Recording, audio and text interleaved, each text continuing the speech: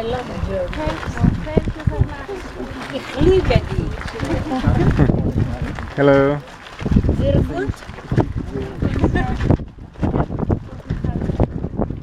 Did you just arrive from the States? Yes, we arrived yesterday. Okay. And I am a survivor.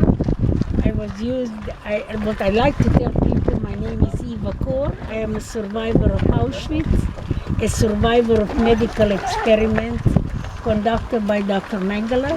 And now that I am 82 years old, I'm trying to survive old age.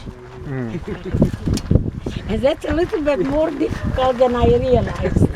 There are a lot of challenges in old age. The legs don't work, the arms don't work, the brain does, that's okay. And I arrived here in May of 1944, which makes it about 72 years plus. Right? And for how long were you I in was the in camp? Auschwitz only about 9 months. 9 months. But it was enough to be in Auschwitz Yes. 10 hours to lose my whole family. Yeah. Because from here on, we got down from the cattle car, and I think, as you can see, this little car, 100 people in it for 4 days, no water. And then the doors opened. You can see the door in the middle. We stepped down. I don't know how we got down from the top to the bottom. I don't remember. One moment I was up, one moment I was down. My mother grabbed my twin sister Miriam and me by the hand. I think she saw that as long as she could hold on to us, that somehow she could protect us. It was thousands of people all around us, pushing, yelling, shoving. The ground heat was fresh, nice cement. The selection platform was new. We just put it in. And I looked around and trying to figure out what on earth is this place. And I realized that my father and 2 older sisters, I had 2 older sisters, Edith and Alice, disappeared in the crowd. Never ever did I see them again. So it was you, your parents, a twin sister and 2 older sisters. That we arrived together. Yeah. And then we were holding on to mother, and the Nazi was running right in the middle here, yelling in German, Zwillinge, Zwillinge, twins, twins. We did not volunteer any information because we had no idea what worked here. And he noticed us and demanded from my mother, asked, are they twins? And she didn't know what to say. She said, is that good? And he said yes, and my mother said yes. And other Nazi came. Now I want you to realize as we stepped down, we were facing the middle. My mother was pulled to the right, and if you see to the right are the gas chambers. Miriam and I were pulled to the left. We did not, nobody understood what was good, what was bad. Yeah. And I remember seeing her arms stretched out in despair. She was pulled away. And I always remember that I never even said goodbye to her. I didn't understand that this would be the last time we would see her. And all that took 30 minutes from the time we get down from the cattle car to the time that the whole family was gone. Yeah. So Miriam and I were holding hands and crying as we were moved away from here to another group. There were about 13 sets of little girl twins and 1 mother. And the mother's name was Mrs. Chengeri. I knew her, she was my mother's friend. We were taken from the selection platform to a processing center across here in that area where we were sitting naked for the whole day, not knowing what would happen. Nobody came to you? You were just sitting there We waiting? were just sitting there waiting for something to happen. Then they cut our hair short. Our dresses were returned with a huge oil-painted red cross on the back. And then they lined us up for registration and tattooing. When my turn came, I was number 25 in the group of 26 children. I saw many children in front of me being tattooed, so I decided that I was not going to let them do to me whatever they wanted. So when they grabbed my arm, I began to scream and kick and carry on. So they pinned me on a bench, 4 people, 2 Nazis and 2 women prisoners. They heated a needle attached to a handle over the flame of a lamp. When the needle got hot, they dipped it into ink, and then they burned into my left arm, dot by dot, the capital letter A dash 7063. My twin sister became capital A dash 7064.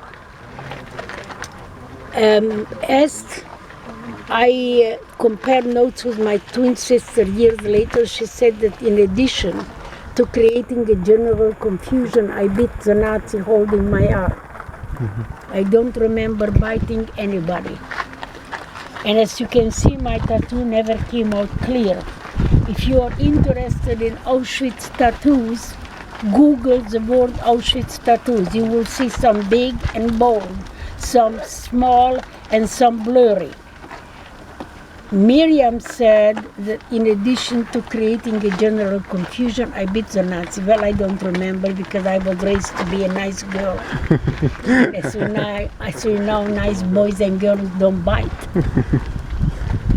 Auschwitz was the only Nazi camp that tattooed its image. My husband is a survivor of 4 years of Buchenwald. He does not have a tattoo. And why they tattooed people in Auschwitz, I don't know, but that is a fact. So when you see documentaries with tattoos, they have to indicate that this is Auschwitz survivor. Your sister did not survive? My sister did survive in, I was used in a lot of experiments. And one of the, which you didn't know, the experiments in my case were 2 parts, 2 types. One day we would be placed naked in a room and measured. And they would measure just about every part for 8 hours a day. And then they compare it to my twin sister, and then they compare it to charts. And they were very, very demeaning. I could not really cope with it. So after the couple of 2 or 3 days of that, when the experiment started, I would just blank out. And so I don't remember a lot of details because it was very, very demeaning. Other experiments on Tuesday, Thursday, and Saturday, they would place us in a room. I call it the blood lab. They would tie both of my arms to restrict the blood flow. They would take a lot of blood from my left arm and give me a minimum of 5 injections into my right arm. The content of those injections we didn't know then, nor do I know today. The August sun was burning my skin, but I knew I was very ill.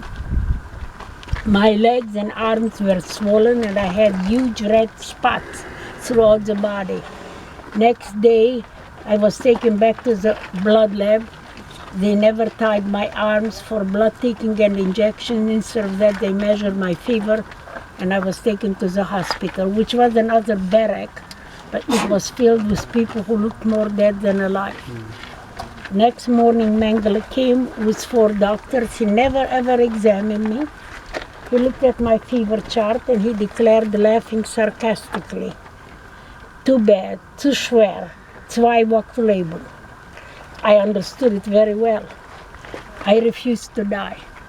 So I made a second silent pledge. The first silent pledge I made the first night in the latrine when I saw the dead children, that I would do everything in my power to survive. And so I made a second silent pledge that I will prove Mengele wrong.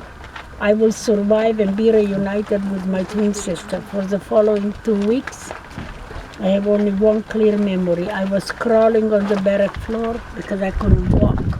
And I was crawling to reach a faucet with water at the other end of the barrack because this barrack was not even allocated water. And as I was crawling, I would fade in and out of consciousness. And even in a semi-conscious state of mind, I kept telling myself I must survive. And 2 weeks later, my fever broke. And I immediately felt a lot stronger and a lot better. When I got back, they actually released me from the hospital, and I got reunited with my twin sister, who looked very sick. And I could not understand what happened to her. And I asked her, what have they done to you? And she said, I cannot talk about it, I will not talk about it, and we didn't talk about Auschwitz. Miriam and I never talked about Auschwitz until 1985. And in my understanding is that children who have to fight for life and death cannot go back to the experience until they feel physically safe and emotionally strong. And that didn't happen until 1985, and I asked her, do you remember when I was taken to the hospital? And she said, yes. I said, but what happened to you while I was in the hospital? She said, well, for the first 2 weeks after you were taken away, I was kept in isolation with Nazi doctors studying me, and they were waiting for something to happen. I don't know what that was because they didn't tell me, nor do I know if it happened or it didn't happen. But it was the same 2 weeks that Mengele said I would die. I said to her, what they were waiting for didn't happen. I spoiled the experiment. I survived. Would I have died according to the Auschwitz Museum? Miriam would have been killed with an injection to the heart, and the Mengele would have done the comparative autopsies. As we found out years later, when I didn't die, Mengele injected her with something that stunted the growth of her kidneys. So Miriam's kidneys never grew larger than the size of a 10-year-old child. As a grown woman, with each pregnancy, with first pregnancy she had severe kidney infections that did not respond to antibiotics. With second pregnancy the kidney infections became worse, and I begged her after her second child was born not to have any more children, but she had a third one, which ultimately killed her because her kidneys started to deteriorate, and by 1987 her kidneys failed, at which time I donated one of my kidneys. We were a perfect match with the anti-rejection medication that she was given. Even though at that hospital in Tel Aviv, they had already 2,000 survivors of transplant, and all of them were given anti-rejection medication. She was the only one to develop cancerous polyps in her bladder. And the doctors kept asking me to find our files. Maybe that could help if they knew what she was injected with. We never found our files. We never found out what was injected into our bodies. And her cancer metastasized everywhere, and she died June 6, 1993. June 6, 1993. Okay. I need to go. I don't know where are you? Am I talking? No, you started talking and then they videotaped it. So. Thank you so much. Thank you for your time. Thank you. So you just work to make the world better. Do something in your life. When you see something wrong, stand up against it. You are not guilty for anything that happened. But you will bear responsibility if you let other bad things happen. And the world is in big trouble. Thank you. Thank you.